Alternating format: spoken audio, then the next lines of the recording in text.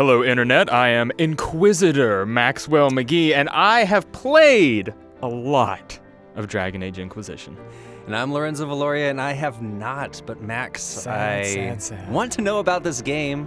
Understandably so. It is quite good. All right, so enjoyed it immensely. Yeah, where are we at in the Dragon Age universe right now compared to the other games? Okay, so Dragon Age Inquisition does it continues the story set up in Dragon Age Origins and in Dragon Age 2, and it actually takes place not long after the events of 2. Basically, there's a big civil war happening between mages and Templars, and they're running around the countryside killing each other. And they finally come together. They're trying to do some peace talks, and would you know it, it all just blows up in their face, quite literally, because of a mysterious green explosion that creates a demon spawning rift in the sky. So this time, you're not playing the Grey Warden from the first game, or Hawk from the second game. The hero of Kirkwall, I believe. Yeah, you're actually a new guy. So what's up with the Inquisitor? Right, so you get to roll up a completely new character, as is Dragon Age's wont. And basically what sort of sets you aside this time is that you have this special thing they end up calling the Anchor. I think at first they call it the Mark, later they call it the Anchor, but basically it's this little green light on your hand that you inherit after the aforementioned explosion occurs and wipes out, all the mages and Templars that are at this conclave. And basically what it allows you to do is the big, giant, swirling demon spawning rift is not only spawning demons, it's also spawning little tiny rifts that spawn their own little tiny demons. And so your anchor lets you actually close up these rifts, and that just makes you the most important person in the entire world. Everybody wants some of your business, and they want you to come and close up the rifts in their neighborhood. So that's sort of the thing that sets you apart and makes you special. And then you get to run around Thetis, solving all kinds of people's problems. Exactly. And doing quests and that kind of thing. So how is the world in this one? In Dragon Age 2, everybody complained that it was way too small. You're just restricted to Kirkwall, and people wanted to go back to Origins, where you're just running around the country.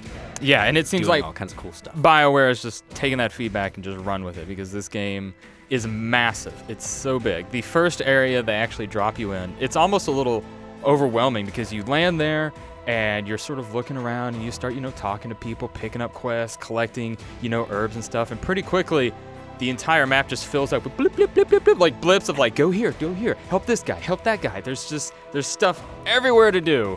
And to just sort of reinforce how large and expansive these worlds are, the game actually gives you a mount to ride around on. It actually felt the need to give you a horse so that you can gallop across all these different landscapes. There's also fast travel options too if you want to be boring, but So how'd you feel about the different things they're adding, like the customization, you could build out full armor sets and build out a weapon that looks just like you want it. Right. That's how they're telling. Yeah, that stuff's all super fun. Again, that was something that sort of got scaled back in Dragon Age 2. You could customize Hawk's armor a lot, but your other party members, it was very minimal. In Inquisition, you can go super deep on every single character. You can not all the items and weapons, but most of them have these little slots where you can say, I'm wearing a suit of armor and I can equip different gauntlets or different boots to it, and that'll give me more strength and more willpower. And not only can you equip those accessories to your armor, you can also craft the accessories that you would then equip. So if you really want to just drill down on, I want a suit of armor that just gives everything into Constitution, I want to jack my Constitution way up, you can go in and just custom fit all the boots, all the gauntlets, every single part of the one piece of armor, and have it all fit together the way you like it. And the same thing applies too for certain weapons. Cool. And, none of that armor or weapons that you're crafting are of any use unless you're going and fighting a bunch of guys. So, Dragon Age 2 did things a little bit differently, where they made it a little more active. Right. And Dragon Age Inquisition seems like it's doing kind of the same thing, but they brought back some of the tactics. Yeah, it seems to find more of a harmonious balance between, because Dragon Age Origins, people really like that because you could pause the game, you could think, plan out your moves, plan out your strategies. 2, it was definitely a lot more action-oriented. You were down there, the cameras were close to your character, and they put a lot of extra detail into just the flourishes and the animations of your moves. Inquisition tries to give you the best of both. They do bring back the top-down tactical camera, and one of the things that I really like that's a really nice improvement over how it was handled in Origins is that you can actually use the trigger, if you're playing with a gamepad, to smoothly speed up or slow down what's happening in the action instead of just a static pause, unpause. So that just gives you a little more fine control over the flow of the battle. So that's fun from sort of a strategic perspective. From just a fun, like, whacking on dudes action perspective, it's still got the same flourishes. It's still got all the same animation. Actually, the color palette in the game is a lot brighter and a lot more vibrant. I went back and looked at, Dragon Age Origins, Dragon Age 2, and it's a lot of very muted browns and grays. But this game, like, the saturation is way up. Everything's super bright and in your face, and it makes the combat just pop that much more because all your fireballs and your lightning bolts are just leaping off the screen. So how about the enemy encounters? Are they real tough this time around? You said you mentioned you ran into a dragon. Right. Dragon and how are the tactics and all that stuff? I played most of the game on you get 4 difficulties from the beginning, like easy, medium, hard, super hard. I started out on hard, played through that most of the game, but then I was kind of in a hurry, so I had to bump it down to easy. But a lot of the enemy encounters were fun. They were challenging, especially on hard mode. One thing I would have liked to have seen more is just having positioning play a bit more of a role. Like with some of your archer type characters, you can unlock a passive ability where they'll do more damage if they're firing from elevation. But besides that, there wasn't too much in the way of working with the environment or really getting into complex positioning, besides just, moving your melee guys to the front and bringing your archery guys to the back. So a little bit more interplay with environment and characters would have been appreciated, but otherwise, the challenge is definitely there.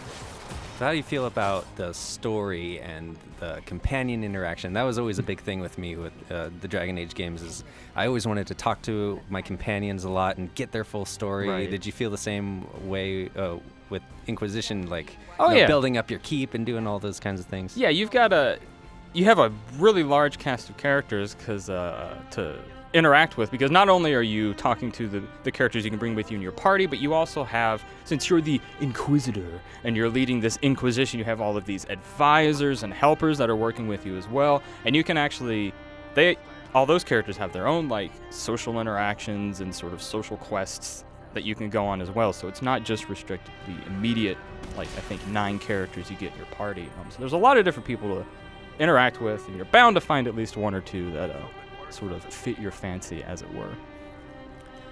One last thing I think we should touch on is the multiplayer. They Right. added multiplayer in for the 3rd entry in the series, and Right. it was kind of a surprise, kind of how BioWare added multiplayer into Mass Effect 3. Yeah, So- it definitely follows that same sort of formula that Mass Effect 3's multiplayer set up. You fight against these waves of enemies, and you accrue experience points and level up your character and, buy new items to equip them and stuff. I think it works a little bit better in Mass Effect 3 just because controlling a single character, which is what you're doing in multiplayer, feels a lot more engaging in Mass Effect 3 than it does in this game, because in Mass Effect, you're running around, you're jumping between spots of cover, you're switching between weapons, you're reloading your weapons, you're managing all your abilities.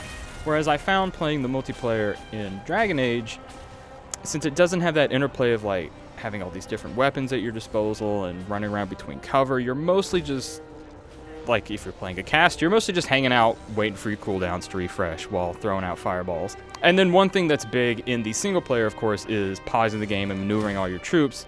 That's also something you don't really get to do in the multiplayer. So it's similar, but just doesn't quite measure up.